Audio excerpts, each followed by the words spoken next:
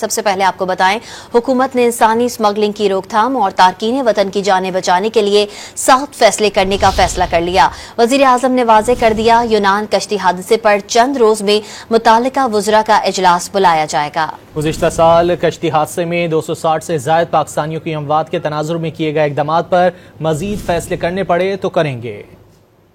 ایک serious challenge ہے، اس کے اوپر میں انشاءاللہ چند دن میں جو متعلقہ جو وزراء ہیں اور سیکرٹریز ان کی میں میٹنگ بلا رہا ہوں۔ اس میں جو 2023 میں جو واقعہ ہوا تھا اس کی بھی ہم اس کو ریویو کریں گے، اس کی روشنی میں اب جو مزید فیصلے ہمیں کرنے پڑے ہم انشاءاللہ کریں گے، اس کے اوپر بڑی سختی سے ہم عمل پیرا ہوں گے۔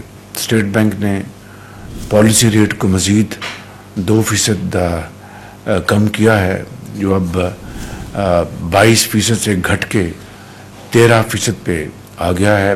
یقیناً یہ کاروبار کے لیے، صنعت و حرفت کے لیے، زراعت کے لیے، ایکسپورٹرز کے لیے، سرمایہ کاروں کے لیے بہت ایک خوشائند بات ہے، اور اس سے ہمیں امید ہے کہ ہماری جو پیداواری، جو ہماری جو قابلیت ہے وہ بڑھے گی اور سرمایہ کاری بڑھے گی، اور اس سے پاکستان کی اکانومی کو انشاءاللہ بڑا بھرپور فائدہ ہوگا۔